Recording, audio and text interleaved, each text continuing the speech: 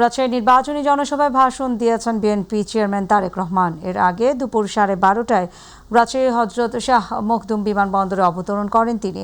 পরে bullet proof বাসে চড়ে হজরত শাহ মখদুমের মাজার জিয়ারত করেন। জিয়ারত শেষে রাজশাহী মাদ্রাসা ময়দানে নির্বাচনী জনসভায় যোগ দেন তারেক রহমান। ইউসুফ আলী রিপোর্টে দেখুন বিস্তারিত। ত্রয়োদশ জাতীয় সংসদ নির্বাচন উপলক্ষে রাজশাহী মাদ্রাসা মাঠে নির্বাচনী সমাবেশে যোগ দিতে ঢাকা থেকে বিমানে চড়ে রাজশাহী হজরত শাহ মখদুম বিমানবন্দরে অবতরণ করেন বিএনপি চেয়ারম্যান তারেক রহমান। 22 বছর পর প্রিয় নেতাকে কাছে পেয়ে স্বাগত জানাতে বিমানবন্দরে ভিড় করেন অসংখ্য নেতাকর্মী। এরপর আগে থেকেই প্রস্তুত থাকা বুলেট প্রুফ বাসে চড়ে হজরত শাহ মখদুমের মাজার জিয়ারত করার উদ্দেশ্যে রওনা দেন। রাস্তার দুপাশে স্লোগানে তারেক রহমানকে স্বাগত জানান বিএনপির কর্মী সমর্থকরা। তারেক রহমানও গাড়িতে থেকে হাত নেড়ে অভিবাদন জানান দলের হাজারো নেতাকর্মীদের। হজরত শাহ মখদুম মাজারে পৌঁছালে তারেক রহমানকে স্বাগত জানায় কর্তৃপক্ষ। মাজার জিয়ারত শেষে রাজশাহী মাদ্রাসা মাঠে নির্বাচনী সমাবেশে যোগ দেন বিএনপি চেয়ারম্যান তারেক রহমান। যেহেতু রাজশাহী সহ স্থানীয় ও কেন্দ্রীয় নেতাদের বক্তব্যের পর রাজশাহীবাসীর উদ্দেশ্যে বক্তব্য রাখেন বিএনপি চেয়ারম্যান তারেক রহমান। অতীতে আমরা দেখেছি যারা ক্ষমতা দখল করে রেখেছিল জনগণের কাছে তাদের কোনো জবাবদিহিতা ছিল না, এবং জনগণের কাছে যেহেতু তাদের কোনো জবাবদিহিতা ছিল না, সেজন্যই আমরা দেখেছি দেশে কিভাবে দুর্নীতি হয়েছে। ইউসুফ আলী, মাই টিভি। এই অবস্থার পরিবর্তন করতে চাই।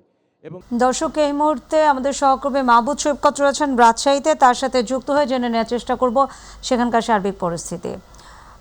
মাহবুব, আপনি তো রাজশাহীতে অবস্থান করছেন, তো আমরা যতদূর জানি যে বিএনপি চেয়ারম্যান তারেক রহমান রয়েছেন সেখানে, তিনি নির্বাচনী প্রচারণায় অংশ নিয়েছেন, তো সেখানে কেমন উৎসাহ উদ্দীপনা দেখছেন নেতাকর্মীদের, আমাদের বিস্তারিত পরিবেশ সম্পর্কে জানাবেন। ঠিক কয়েক মিনিট পূর্বে ঐতিহাসিক যে মাদ্রাসা মাঠ আছে রাজশাহীতে, শিক্ষানগরী বলা হয়, কিন্তু তার ঠিক এই মুহূর্তে দেখতে পাচ্ছেন যে এই যে জনসভার মঞ্চ রয়েছে, সেই মঞ্চে এই মুহূর্তে নেতাকর্মীরা রয়েছেন। তারেক রহমান কিন্তু ঠিক কিছু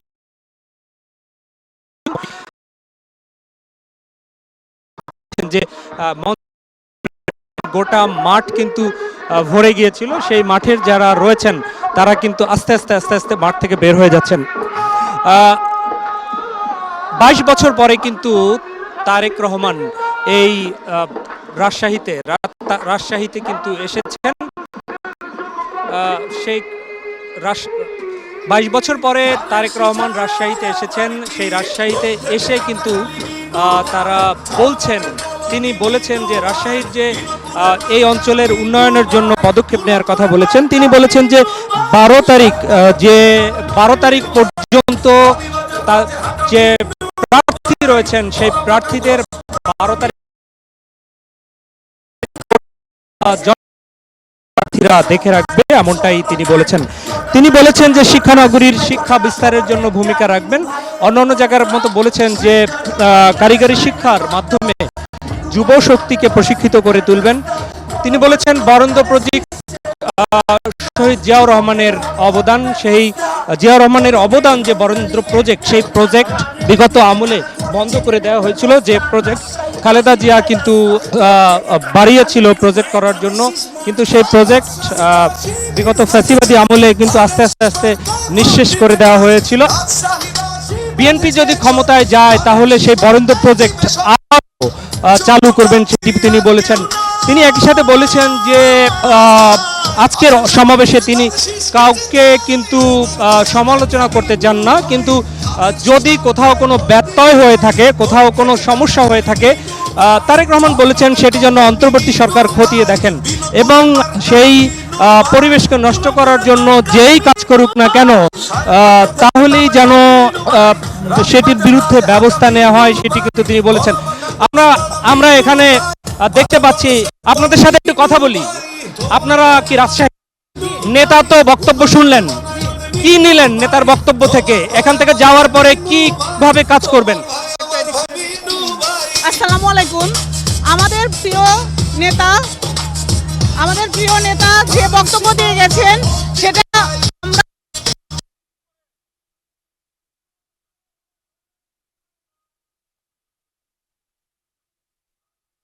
চাষিদেরকে বলেছি আম আসলে করার কথা বলেছেন। কথা বলে গেছে। অনেকক্ষণ থেকে নিশ্চয়ই অপেক্ষায় ছিলেন, নেতাকে তো তারেক রহমানকে, তারেক রহমান তুষ্ট? এত সন্তুষ্ট হয়েছি যে আমার প্রকাশ করার ভাষাই নাই।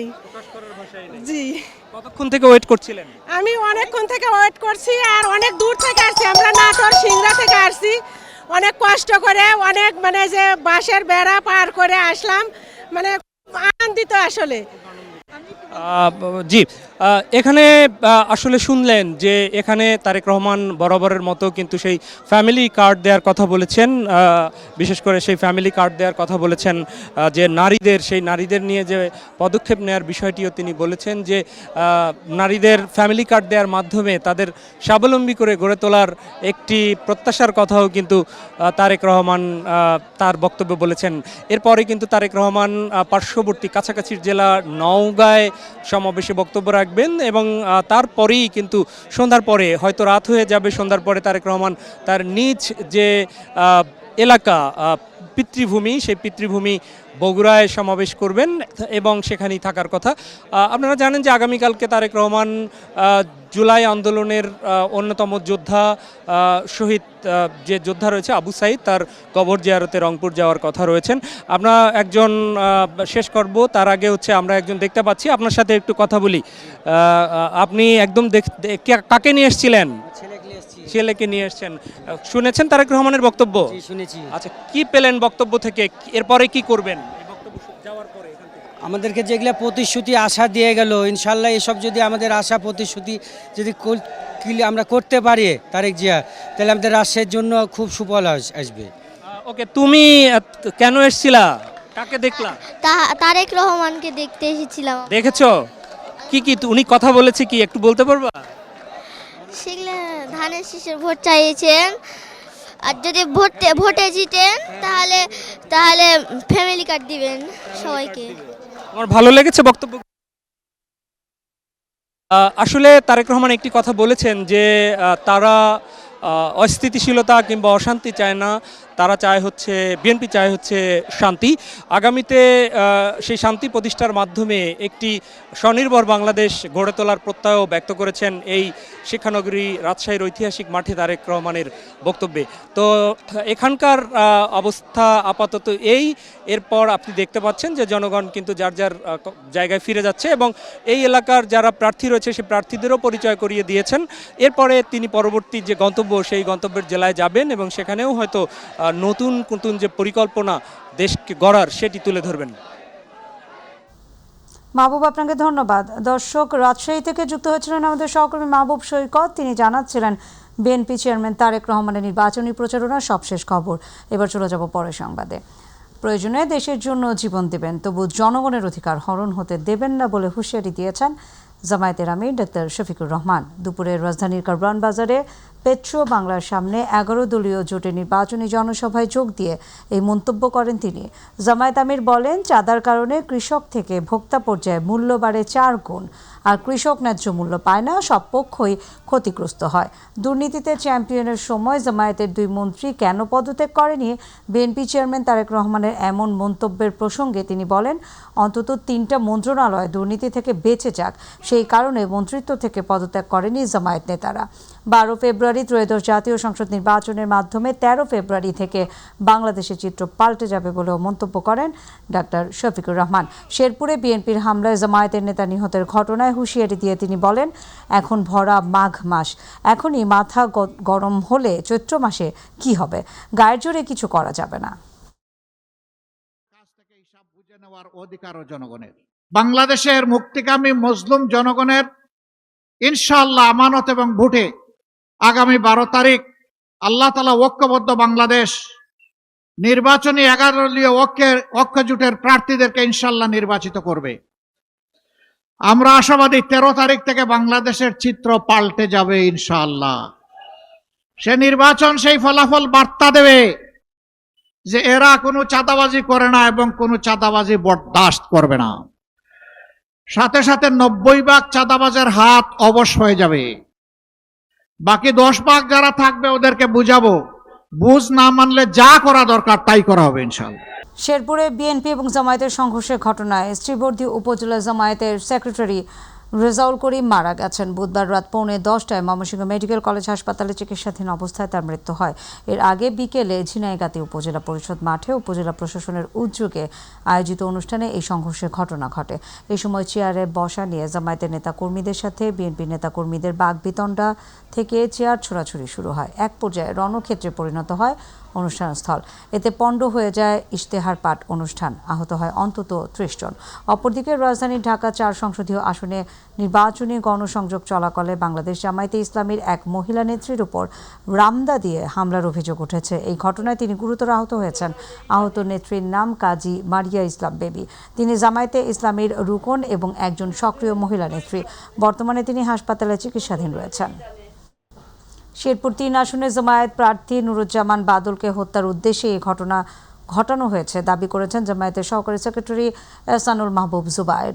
সকালের রাজধানীর মগবাজারে দলটির কেন্দ্রীয় কার্যালয়ে সংবাদ সম্মেলনে কথা বলেন তিনি।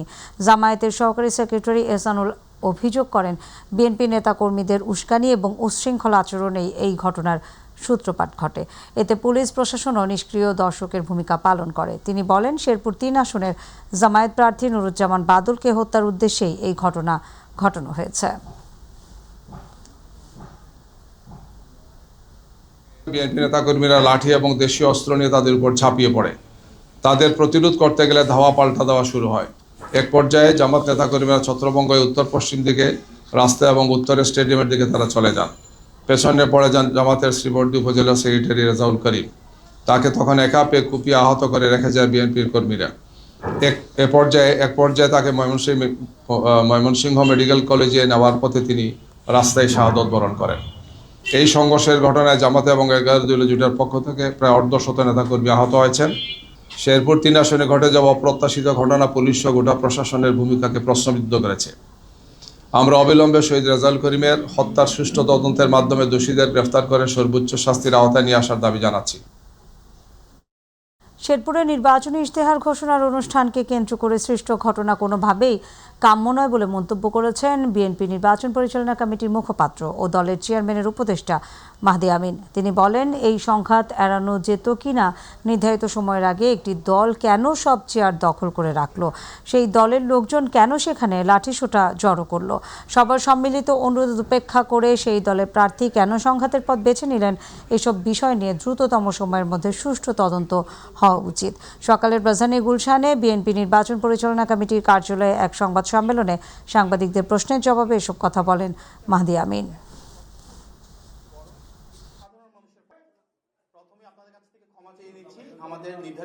শেরপুরে স্থানীয় প্রশাসনের আয়োজনে সব প্রার্থীদের অংশগ্রহণে কিন্তু গতকাল নির্বাচনী ইশতেহার ঘোষণার একটা অনুষ্ঠান ছিল।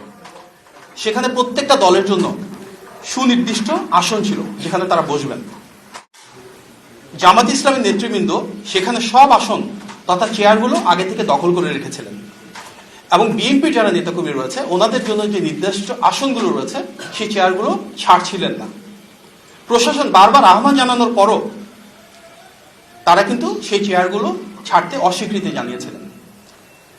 চেয়ারে বসার মতন খুব তুচ্ছ একটা ঘটনাকে কেন্দ্র করে শেরপুরে যে সহিংসতা এবং সংঘাত আমরা দেখেছি সেটি কোনোভাবেই কাম্য নয়। শেরপুরে সংগঠিত সহিংসতায় জামায়াতে ইসলামীর এক রাজনৈতিক কর্মীর মৃত্যুতে অন্তর্বর্তী সরকার গভীর উদ্বেগ প্রকাশ করেছে। সরকার বলেছে, সহিংসতা, প্রাণহানি সম্পূর্ণ অগ্রহণযোগ্য এবং অত্যন্ত দুঃখজনক। শেরপুরে সংঘর্ষ এবং হত্যাকাণ্ডের ঘটনায় পুলিশ তদন্ত শুরু করেছে। এই ঘটনার সঙ্গে জড়িত সবাইকে আইনের আওতায় আনা হবে। সকালে এক বিবৃতিতে অন্তর্বর্তী সরকার এই কথা বলেছে। সরকারের পক্ষ থেকে বলা হয়, জাতীয় নির্বাচন আর মাত্র 2 সপ্তাহ দূরে। এমন অবস্থায় সরকার বিএনপি, জামায়াত সহ সব রাজনৈতিক দলের প্রতি দায়িত্বশীল নেতৃত্ব প্রদর্শনের আহ্বান জানাচ্ছে। দলগুলোর সমর্থকদের মধ্যে সংযম নিশ্চিত করার আহ্বানও জানিয়েছেন অন্তর্বর্তী সরকার। অন্তর্বর্তী সরকারের বিবৃতিতে বলা হয়, গণতান্ত্রিক প্রক্রিয়ায় সহিংসতা, ভয়ভীতি প্রদর্শন এবং প্রাণহানির কোনো স্থান নেই। শেরপুরে সংঘর্ষ এবং হত্যাকাণ্ডের ঘটনায় পুলিশ তদন্ত শুরু করেছে বলে বিবৃতিতে উল্লেখ করা হয়। এই ঘটনার সঙ্গে জড়িত সবাইকে আইনের আওতায় আনা হবে বলেও ঘোষণা দিয়েছেন অন্তর্বর্তী সরকার। একই সঙ্গে জেলার সার্বিক নিরাপত্তা জোরদার করা হয়েছে বলেও বিবৃতিতে উল্লেখ করা হয়। রাজধানী কল্যাণপুরে জাহাজবাড়িতে কথিত জঙ্গি নাটক সাজিয়ে 9 তরুণকে হত্যার ঘটনায় দায়ের করা মানবতাবিরোধী অপরাধের মামলায় সাবেক প্রধানমন্ত্রী শেখ হাসিনা এবং সাবেক স্বরাষ্ট্রমন্ত্রী সহ 5 জনের বিরুদ্ধে গ্রেফতারি পরোয়ানা জারি করেছে আন্তর্জাতিক অপরাধ ট্রাইব্যুনাল। সেই সঙ্গে এই মামলার অভিযোগ গঠনের শুনানি 8 ফেব্রুয়ারি ধার্য করা হয়। দুপুরে আন্তর্জাতিক অপরাধ ট্রাইব্যুনাল 1-এর বিচারক এই আদেশ দেন। এদিন সকালে ট্রাইব্যুনালে এই মামলার অভিযোগ দাখিল করেন প্রসিকিউশন। সাবেক আইজিপি শহীদুল হক, সাবেক ডিএমপি কমিশনার আসাদুজ্জামান, সাবেক এসবি প্রধান মনিরুল ইসলাম, ডিএমপি মিরপুর বিভাগের সাবেক উপকমিশনার জসিমউদ্দিন মোল্লা সহ মামলায় আরও 6 আসামি রয়েছেন। এদের মধ্যে গ্রেপ্তার রয়েছেন AKM শহীদুল হক, আসাদুজ্জামান মিয়া এবং জসিমউদ্দিন মোল্লা। অভিযোগে উল্লেখ করা হয় 2016 সালের 25 জুলাই রাজধানী কল্যাণপুরে জাহাজবাড়ি নামের একটি বাড়িতে 9 তরুণকে আটক করে রাখা হয়। পরে সোয়াত এবং সিসিটিসি টিম সেখানে প্রবেশ করে বাসার ভেতরে গুলি চালিয়ে তাদের হত্যা করে। এই হত্যাকাণ্ড জঙ্গি হত্যার নামে প্রচার করা হয়। দীর্ঘ 22 বছর পর উত্তরাঞ্চলে সফরে আসছেন বিএনপি চেয়ারম্যান তারেক রহমান। কাল 30 জানুয়ারি শুক্রবার বিকেলে জুলাই গণ অভ্যুত্থানের প্রথম শহীদ আবু সাঈদের কবর জিয়ারত শেষে রংপুর কালেক্টরেট ঈদগাহ মাঠে নির্বাচনী জনসভায় যোগ দেবেন তারেক রহমান। এই সফরকে ঘিরে নেতাকর্মীদের মধ্যে যেমন উচ্ছ্বাস দেখা দিয়েছে, তেমনি শহীদ পরিবারের পক্ষ থেকে উঠে আসছে ন্যায় বিচারের প্রত্যাশা। রংপুর থেকে মাহমুদুল হাসানের রিপোর্টে দেখুন বিস্তারিত। ত্রয়োদশ জাতীয় সংসদ নির্বাচনকে সামনে রেখে ছোট বড় সব দলের প্রার্থীরা ব্যস্ত সময় পার করছেন প্রচারণায়। জামাতে ইসলামীর আমিরের পর এবার রংপুরে আসছেন বিএনপির চেয়ারম্যান তারেক রহমান। আজ রাজশাহী ও বগুড়ায় জনসভায় যোগদান শেষে কাল 30 জানুয়ারি বিকেলে জুলাই গণঅভ্যুত্থানে শহীদ আবু সাঈদের কবর জিয়ারত করবেন তিনি। পরে রংপুর কালেক্টরেট ঈদগাহ মাঠে জনসভায় যোগ দেবেন তারেক রহমান। এই সফরকে ঘিরে উত্তরাঞ্চলের বিএনপি নেতাকর্মীদের মধ্যে ফিরে এসেছে নতুন উদ্দীপনা। পীরগঞ্জের আপামর মানুষ পীরগঞ্জকে উজ্জীবিত, তারা তারেক রহমানকে এক নজর দেখার জন্য তারা মুখিয়ে আছে। ইনশাআল্লাহ আগামী দিনে তারেক রহমান আসবেন এবং সবাই তাকে আমরা বরণ করে নেব এবং এখানকার যে জনগণ আছে, জনগণ অধীর আগ্রহ আছে। নেতাকর্মীরা বলছেন দীর্ঘদিন পর দলের চেয়ারম্যানকে কাছে পাওয়ার সুযোগে তারা উজ্জীবিত। তারেক রহমানের এই সফর নেতাকর্মীদের জন্য বড়ই অনুপ্রেরণার। পীরগঞ্জের মাটি, ধানের শীষের ঘাটি, আগামী দিনে রহমানের সিট। দলের শীর্ষ এই নেতাকে বরণ করতে ইতিমধ্যে দলের পক্ষ থেকে সব ধরনের প্রস্তুতির কথা জানিয়েছেন জেলার শীর্ষ এই নেতা। পীরগঞ্জবাসী প্রতিটি মানুষ, প্রতিটি ঘরে আবু সাঈদের স্বপ্ন এবং তারেক রহমানের আগমনকে ঘিরে এটা আমেজ সৃষ্টি হয়েছে। তারেক রহমানের আগামীকালের এই জনসভা রংপুরের উন্নয়নের জন্য একটি বার্তা বহন করে নিয়ে আসবেন বলে সংবাদ সম্মেলনে জানান বিএনপির কেন্দ্রীয় এই নেতা। আগামীকালের এই জনসভা রংপুরের উন্নয়নের জন্য একটি বার্তা বহন করে নিয়ে আসবে। রংপুর যেহেতু সবসময় বৈষম্য শিকার হয়েছে, উন্নয়ন বঞ্চিত হয়েছি, আমরা আশা করছি যে এইবারের জনসভার মধ্য দিয়ে আগামী নির্বাচনে এই বিএনপির নেতৃত্বে রংপুরের এই বৈষম্য কেটে যাবে। শুধু নেতাকর্মীরাই নন, শহীদ আবু সাঈদের পরিবারও তাকিয়ে আছে এই সফরের দিকে। পরিবারের সদস্যরা বলছেন বিএনপি আগামীতে রাষ্ট্র ক্ষমতায় গেলে জুলাই গণঅভ্যুত্থানে সংঘটিত সকল হত্যাকাণ্ডের বিচার নিশ্চিত করার দাবিও জানানো হবে বিএনপির শীর্ষ এই নেতৃত্বের কাছে। জুলাই গণঅভ্যুত্থানে যারা শহীদ হয়েছেন, শহীদদের হত্যার বিচারের জন্য দ্রুত করা হয়, আর একটা বৈষম্যহীন একটা বাংলাদেশ আমরা দেখতে চাই। আল্লাহ যদি ওনাকে সম্মানিত করে প্রধানমন্ত্রী হয়, যদি হইতে পারে উনি, তাহলে যেন যারা শহীদ হয়েছে তাদের বিচারটা যেন আগে করে। প্রথম শহীদ আবু সাঈদ তাদের যেন বিচারটা করে, আর যারা যদি আন্দোলনে আরো মায়ের ঘেরে বুক খালি হয়ে গেছে তাদের ঘেরেও যেন কড়াকড়ি বিচার করে। শহীদ আবু সাঈদের মা মনোয়ারা বেগম বলছিলেন, আল্লাহ যদি চায়, তারেক রহমান যদি রাষ্ট্রের দায়িত্বে আসেন, তাহলে শহীদ আবু সাঈদ সহ এই জুলাই গণঅভ্যুত্থানে যে সকল শহীদ প্রাণ দিয়েছেন প্রত্যেকটা শহীদের হত্যার বিচারের দাবি করবেন জনাব তারেক রহমানের কাছে। এমনটাই দাবি শহীদ আবু সাঈদের মার। মাহমুদুল হাসান, মাই টিভি, রংপুর। দর্শক, এই মুহূর্তে রংপুর থেকে তারেক রহমানের সফরের প্রস্তুতির খবর জানতে যুক্ত হব প্রতিনিধি মাহমুদুল হাসানের সাথে। মাহমুদুল, তারেক রহমানের সফরের প্রস্তুতি প্রচার কেমন দেখছেন আপনি? বিস্তারিত আমাদেরকে জানাবেন।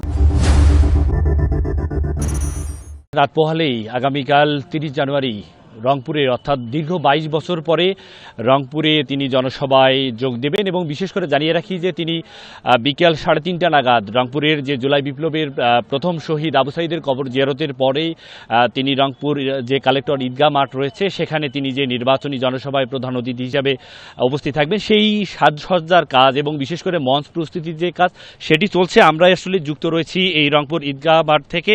আমরা একটু কথা বলতে চাই যে আমার সাথে রয়েছেন যে রংপুর মহানগর বিএনপির সদস্য সচিব রয়েছেন মাহফুজুর নবী ডন। আসলে এই যে তারেক রহমান দীর্ঘদিন পরে আপনাদের মাঝে আসছেন, এতদিন আসলে ভার্চুয়ালি আপনারা বিভিন্নভাবে আপনাদের কর্মযজ্ঞ সেটি চালিয়েছেন দলীয়ভাবে, এই যে তার আগমনকে ঘিরে আপনাদের নেতাকর্মীরা কতটা উজ্জীবিত, কী ধরনের বার্তা দিতে পারে তারেক রহমান? ধন্যবাদ। আসলে দীর্ঘ প্রায় 2 যুগ পর বিএনপির চেয়ারম্যান জননেতা জনাব তারেক রহমান রংপুরে আসছেন। ওনার এই রংপুরে আগমনকে কেন্দ্র করে একদিকে যেমন আমাদের দলীয় নেতাকর্মীরা উজ্জীবিত হয়েছেন, পাশাপাশি বিশেষ করে যেটা আমরা লক্ষ্য করছি যে আমাদের এই অঞ্চলের সাধারণ মানুষ, বিভিন্ন শ্রেণী পেশার মানুষ, তাদের মধ্যে যে উচ্ছ্বাসটি আমরা দেখছি এটা নিঃসন্দেহে আমাদেরকে আরও বেশি উৎসাহিত করেছে আমাদের সংগঠনের নেতাকর্মীকে। এবং রংপুরের বিভিন্ন শ্রেণী পেশার মানুষ আমাদের এই প্রিয় নেতাকে আগামীকাল বরণ করার জন্য মুখিয়ে আছে এবং তারা এর পাশাপাশি তারা বিভিন্নভাবে আমাদের এই প্রিয় নেতাকে বরণ করার জন্য তারা সব রকম প্রস্তুতি নিয়েও আছে। আচ্ছা, কেমন মানে এখানে মানে উপস্থিতির আসলে হার কেমন হতে পারে? এখানে কিন্তু মাঠ নিয়েও কিন্তু নানা কথা হচ্ছে যে আসলে স্বচক্ষে প্রিয় মানে আপনাদের যারা দলীয় নেতাকর্মী আছে তাকে দেখার অপেক্ষায় কিন্তু আসলে অনেকে হয়তো আজকে রাত্রেও কিন্তু এখানে আসবেন।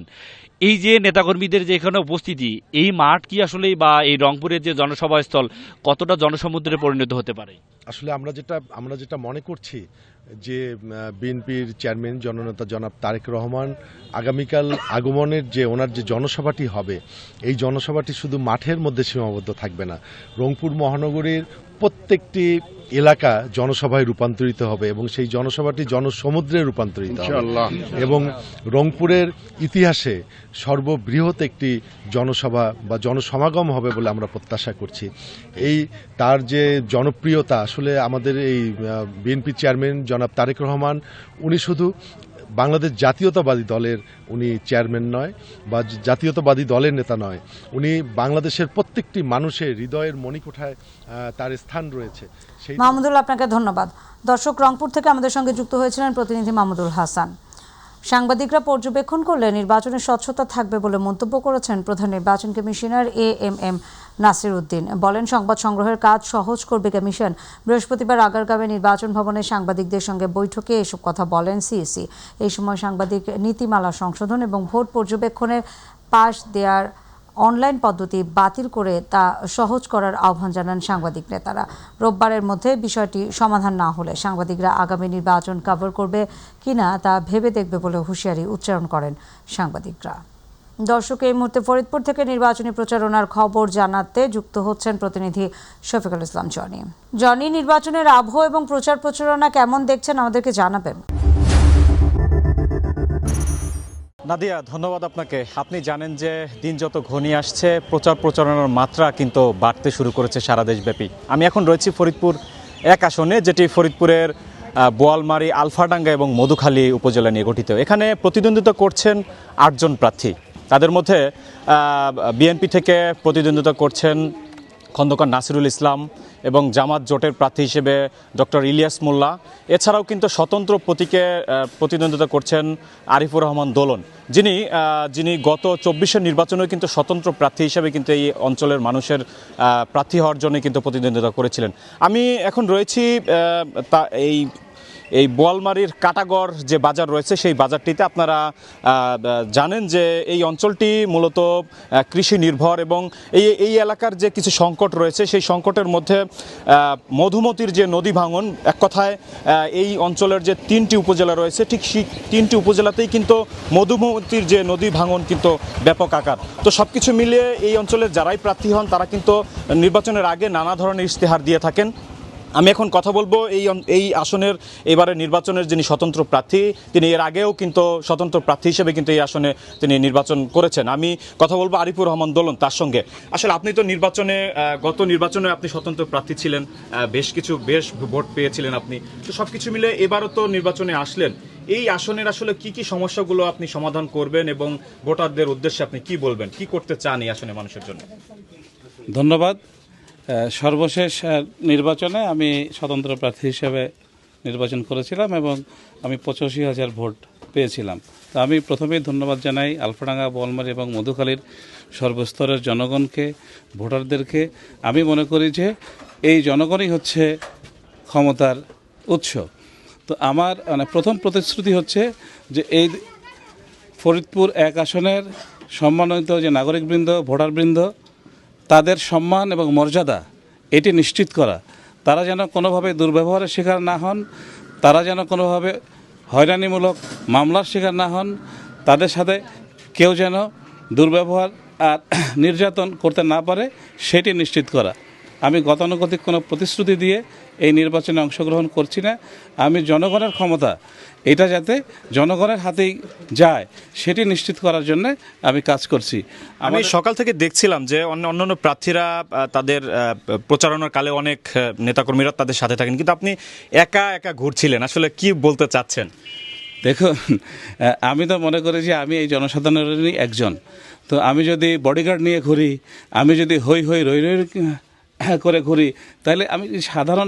জানি আপনাকে ধন্যবাদ।